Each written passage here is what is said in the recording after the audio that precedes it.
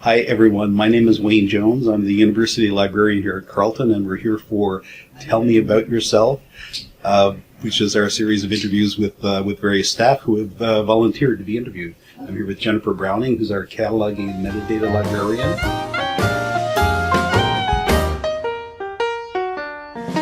And you were just telling me about the sort of the massive amount of chunk of your time that Collaborative Futures, this project that's across 2/3 of the libraries in Ontario, the academic libraries, is taken. Mm-hmm. And maybe can you drill down a little bit and talk about like what exactly you're doing? Sure.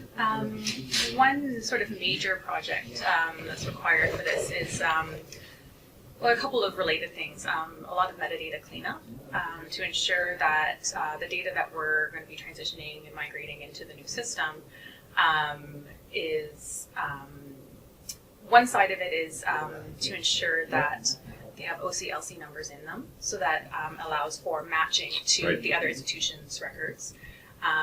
Because eventually there will be, rather than all of us having individual records in the catalog or in the discovery, that there'll be one master record shared amongst the institutions. Right. And then our individual holdings will be sort of separated and segmented within there.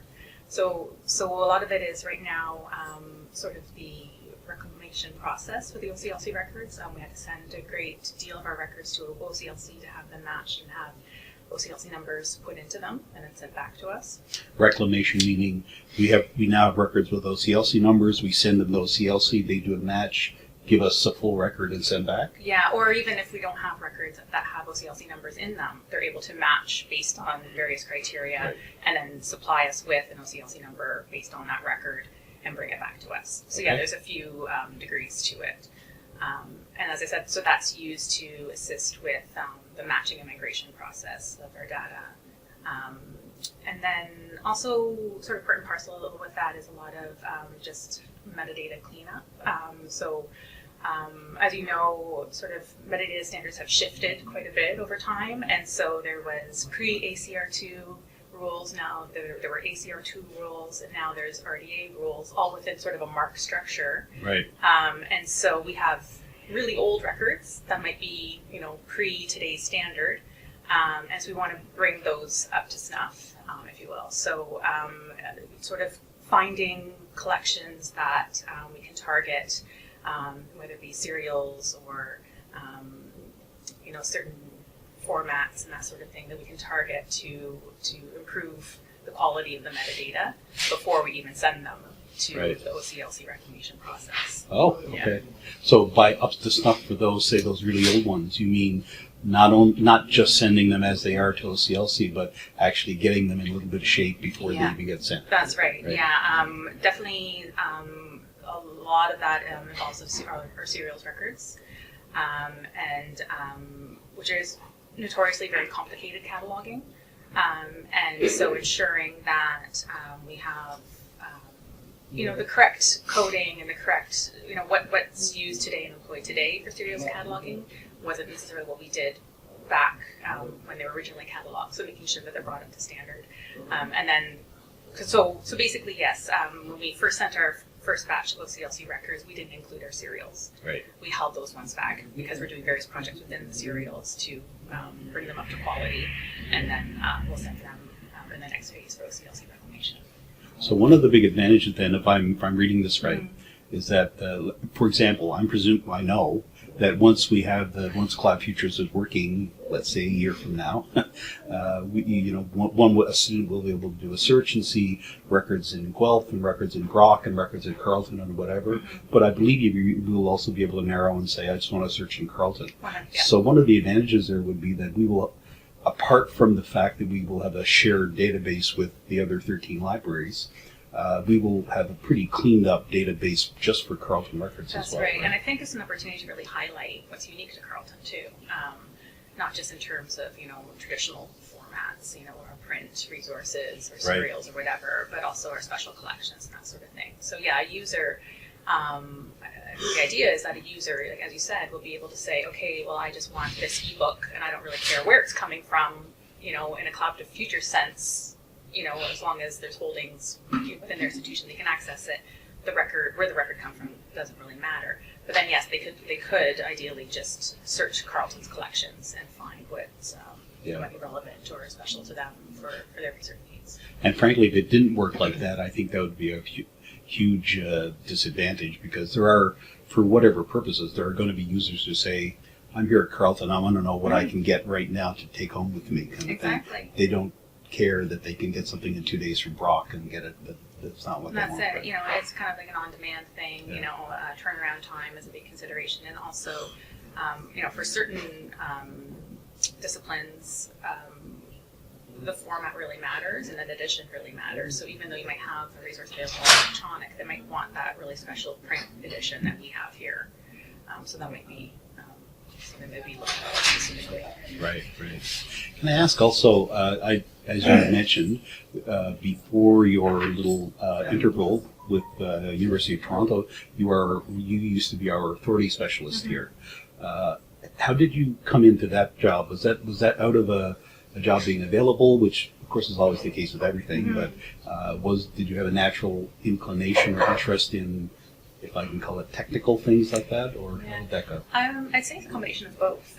So prior to doing my master's, I did my library technician diploma at Algonquin.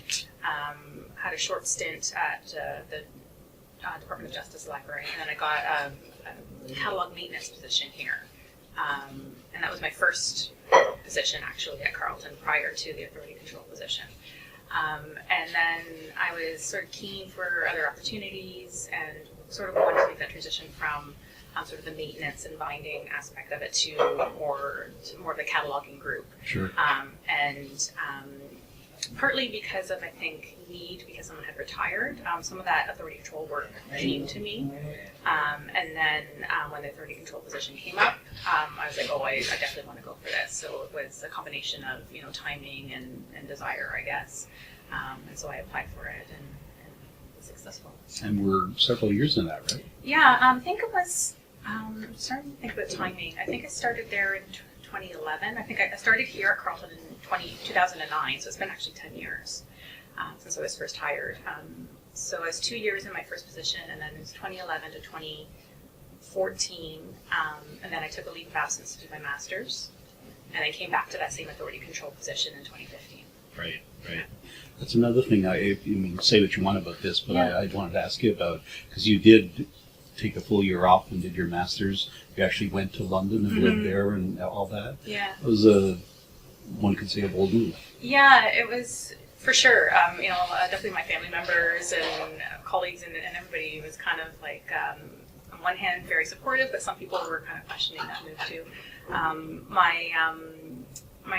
very lucky that I have a husband who's incredibly supportive and very understanding of my sort of goals and aspirations career-wise.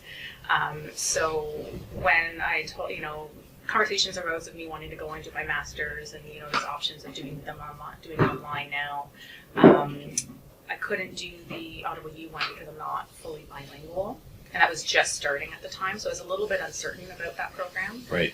It wasn't accredited. It wasn't accredited at that time, and so I was leaning towards going to Western just because I wanted that personal experience, but also too because I could do it in 1 year, like one exact full year. I fast-tracked it, so I built my semester with 5 courses in each semester. Most people do 4 over the course of 2 years. 4 courses over the course of 2 years. So it was just a bit of conversation and agreement and that sort of thing. And then, you know, we're lucky enough here that we can take leave of absence and have our jobs available to us when we come back. So just kind of all worked into place. And I took sort of that leap and did it and lived separately from him for the year and then came back. Yeah. Yeah. That's good. I actually admire that. I mean, a lot of people, I'm sure there are lots of negatives about it as well, but the end result is a good thing. And if you're interested, as most people are, in pursuing a career and, you know, moving through the library field as a librarian, you need, at some point you need to do something, right? You either need to move to another city, both of you, or do something like this. Yeah. Very imaginative in a way. Yeah, and it was just sort of like trying to figure out what was the best situation for us. And I didn't want to just Well, I think the online option is really great, especially if you know, someone has children, that sort of thing, where you can't make that move, or it's more difficult to do things like that.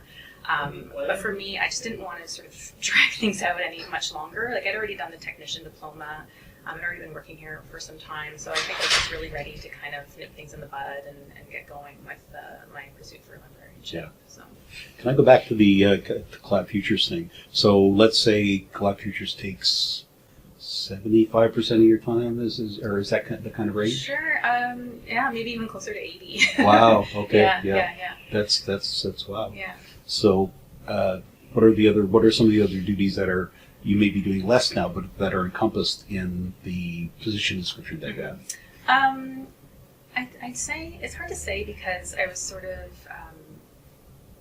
immersed in the Collaborative Future sort of right away, and the department that I'm in has changed a lot since I was away. Right. And so there's new initiatives and that sort of thing. So in my mind, it's kind of like they're all Collaborative Futures related, even if they are, you know, just general projects and that sort of thing. It's all, you know, because, we're doing this really because it'll be improve things for when we're migrating to Collaborative Futures. So like I mentioned, the cleanup projects and that sort of thing. So although we're working on things like I mentioned, the cereals cleanup has been a big part of it, where it might not necessarily think it's Collaborative Futures because it's not producing a deliverable. Right. Which is some of the other work that I've been doing, you know, doing field mapping and that sort of thing. It's still really Collaborative Futures related. So I feel like there's sort of degrees to it. Yeah. In what I'm doing. So. Because even in practical terms, if, say, no Collaborative Futures had happened, if that wasn't the thing that happened, it might be unlikely that, say, our cleanup of cereals would be a high priority task, perhaps, for us to do. It would probably be more of starting new policies, because I think we were always in recognition that they needed to be improved in terms of cereals cataloging and that sort of thing. So it's more like policy development if it weren't Collaborative Future centric, and then, you know, eventually the cleanup projects would happen organically, probably just not necessarily as urgently. Right. Yeah. So I think they'd still be happening. It's just that everything now is kind of more like hands on deck. Let's, you know, get it done for, you know, this timeline. Yep. Yeah. I forget now whether you're involved in actually any of the subcommittees involved with Collab Futures. Are you on any of those? Yeah, I'm on, there's a metadata committee, so pretty naturally I'm on that as well. I'm on the ERM, the knowledge base committee. Wow. Which my role at U of T was very much, I did all the metadata management for electronic resources there. And so I worked very in depth with their knowledge base. So I think my knowledge there sort of helped lead me to be a contributor to that committee too. I'm glad that we sent you to that lesser institution so that you could be trained to work here at Carleton. That's right. It was excellent Very training. happy about that. Yeah. It all worked out. So how do you find I presume the committee work is done by telephone, by conference work? Oh, sorry, not that. So these are internal Carleton committees. I Oh, apologize. okay. Yeah, I'm sorry. No, Yeah. I'm not involved with any of the institutionally arranged committees. No. Okay, good. Yeah. Great. Yeah. That would be like Erica is involved with that, and Right. Yeah. Okay, good. Yeah, great. Yeah. Where did you, before you mentioned, of course, there's the integral with U of T, there's the authority control, you did your library science, your MLIS in there. What were you doing before all of that? What happened? Before all that, so I mentioned I did my library technician diploma. Before that, so that was from 2006 to 2008. Before that, I was a student here at Carleton. I did my undergrad in English literature. Yep. Started in 99. And it was a combination of getting my degree full-time and part-time. So it took me about actually 5 years to do the degree. Right. And so I had moved to Ottawa to come to Carleton. I'm originally from Southern Ontario, Milton. Moved here in 99 and like I said, did my English degree. That's where I met my husband here at Carleton. A lot of our friends, and we really just wanted to stay. And so I was not too sure what I wanted to do after I graduated university, like so many people. I knew I needed probably more education, but I just didn't know exactly what. I was thinking of maybe teachers college, Right. And I just didn't think that teaching was for me in that sort of aspect. But then I remember someone that I was working with at the time mentioning something about library school. And I was like, what the heck is library school? And how do I sign up? You know, like it just all of a sudden it was like really serendipitously kind of connected with me. And that's when I sort of pursued, okay, how can I get a job in libraries? And that's what evolved into the library technician diploma, which I decided to do at the time because I didn't have an honors degree, so I couldn't go on and do my master's directly. Right. I did a 3-year degree.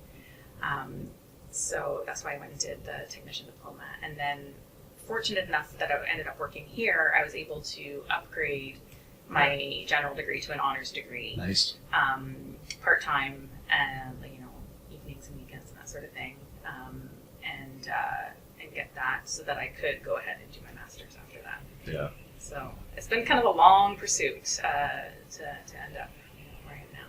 It's funny how when you look back on it, one could establish a certain logic about it, but when you're in the midst of it, it probably seems like, what am I going to do now? Oh, it feels very frantic and frenzied sometimes, and you're kind of like in the middle of it, and you're like, why am I doing this? And then you have to remind yourself why you're doing it. And then, like I mentioned before, like you have friends and family saying, like, come on, stop it with the school, or, like, aren't you done, and aren't you satisfied, that sort of thing. But, I think it's just the way I am. I'm very goal-oriented, and if I have something in mind that I want to do it, I find a way, I think, to make it happen, so... I just want to move back a little bit too with something you said about your degree. Yeah. You mentioned about possibly you thought teaching might be a thing. You got a degree in English literature, which I also have as well. Mm-hmm. That's what I studied purely out of interest. Yeah. When I went to university for my BA and frankly for my MA, I studied English. and obviously studying English, at least I'll say it for my own case, I'm not headed for any career, right? No, Just sort of.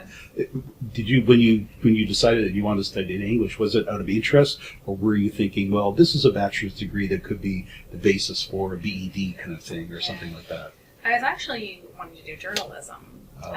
I think I was told in high school. I remember that I was told that I am a strong writer. Right. That was one of my strengths as a student, and I enjoyed writing. So I thought journalism would be a good path, and quickly decided that wasn't for me. Again, I think just sort of the deadlines and the pressure of that type of profession at the time was kind of off-putting. I knew some people who were in the program. I sort of kind of backed out at the last moment and decided to do English instead.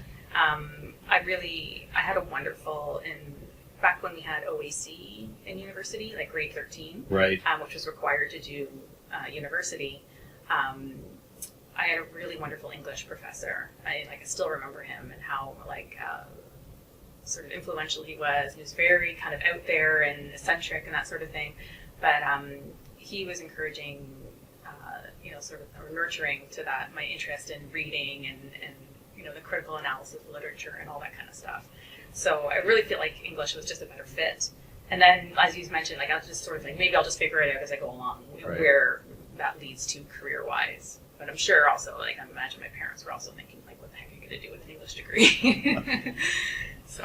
That's funny in a way, because maybe that's the way most people, unless they're completely got it figured out, on a spreadsheet or something. Because I also did the same thing. I got an English degree.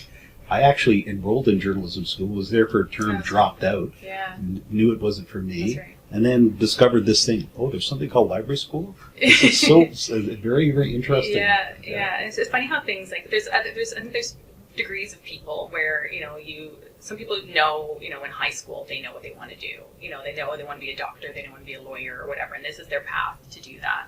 Yeah. Whereas for some people, it's just sort of things kind of happen in their lives that, give them an opportunity to find an interest in something, or you might be doing something that leads to something else. And yeah, I'm definitely in that boat where, like I said, I'm goal-oriented and driven, but things just kind of happen at the same time. So, yeah. I think the good thing about that is that it, because the other way to phrase that is that to be goal-oriented is good, but sometimes you had to be flexible and responsive as well. Yeah. And that's a good trait, because if you have this I feel like I'm being very paternalistic. If you have the, listen, young lady, Yeah. if you have this sort of thing where you're just going forward and say you might be forgetting, actually, I'm hating what I'm doing, but this is my path. Right. You need to make a turn, right? Yeah, because often, like in life, things happen outside of, your purpose or your goals and that sort of thing. And so, that flexibility, I think, helps. And, maybe being a bit agile and that sort of thing. Yeah. Like the world happens around you and you can't just be like point A to point B. Yeah. Flexibility and being goal-oriented are not mutually exclusive. Right. Yeah. Yeah. I'm really glad you're back here at Carleton, where you belong, if I may say. Oh, thank you. And thanks for doing this interview. This is great. Thank you. Thanks.